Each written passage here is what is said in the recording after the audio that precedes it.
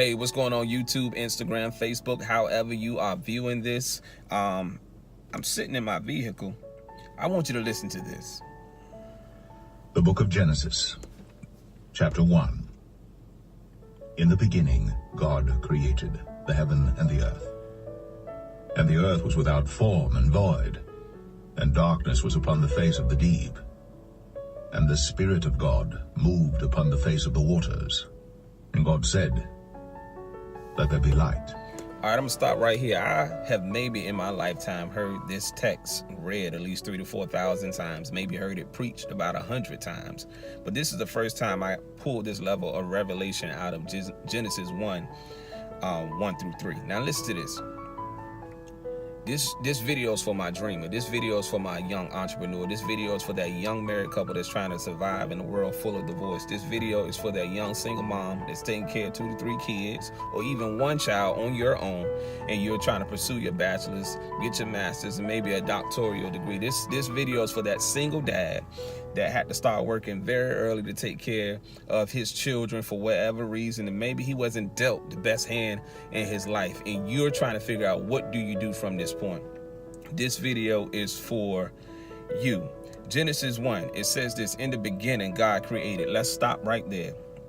It is very essential, if you want to be successful in life, that you begin to create in your beginning stages. Don't wait until you see manifestation and want to get excited and to walk in your calling, and then you want to say, okay, God, I see you now. Now I hear you, Lord. I feel your presence, because now you got a little bit of money, or because you didn't got a little success. That's not attractive in the eyesight of God. Faith is the substance of things hoped for, the evidence of things you can't see.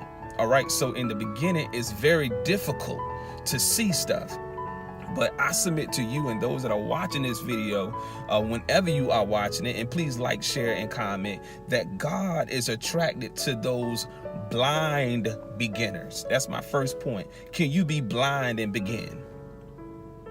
Do you house the capacity to have faith so much so to the point where you can be blind and begin?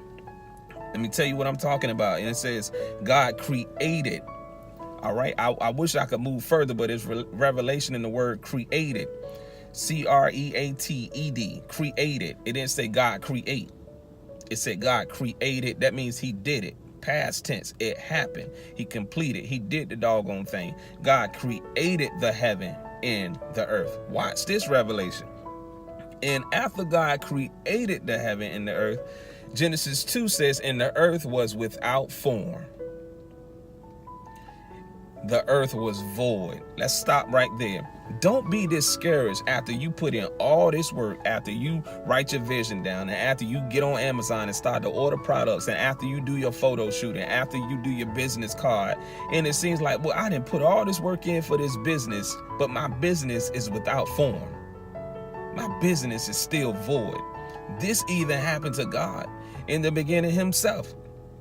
Don't stop just because things don't look right. Just because, well, I came home and I cooked dinner and I ministered to him, or I ministered to her, and I cleaned the house, if you know what I mean. I did everything, and my marriage is still without form. My marriage is still feeling void, like a void check. It won't even cash. It's not even good. Don't be discouraged. Don't be discouraged. And if you keep reading, it says, and darkness was upon the face of the deep. In the Spirit of God, watch this. And let me deal with this word darkness. Darkness upon the face of the deep. Darkness upon the face of the deep. The deep places in your life seems to be where it's the darkest at. On the outside, the surface places, it seems to be light. Or like Jonathan got it all together, or you know, this person has it all together. But if you go to my deep places, it's dark down there. Don't be discouraged. Even in your goal achieving processes, do not be discouraged. Watch this. It says, and the Spirit of God moved upon the face of the waters. The Spirit of God moved upon the face of the waters. This is my first piece of advice for you, my blind beginners. Ask the Spirit of God, after you do everything you have done, after you've done everything that you can possibly do, you need to learn how to ask the Spirit of God to move upon your waters. Move upon your productive place. Move upon your flow. I hope you hear me in the prophetic. The waters, the flow, the thing that moves, the current. God, move upon it. Because it's not good enough sometimes just to create a thing. You got to invite God in the flow. I hope y'all understanding what I'm saying. Watch this. And it really seems like it's a play on words, because in the beginning it says God created the heaven and the earth. In the beginning, God created the heaven and the earth.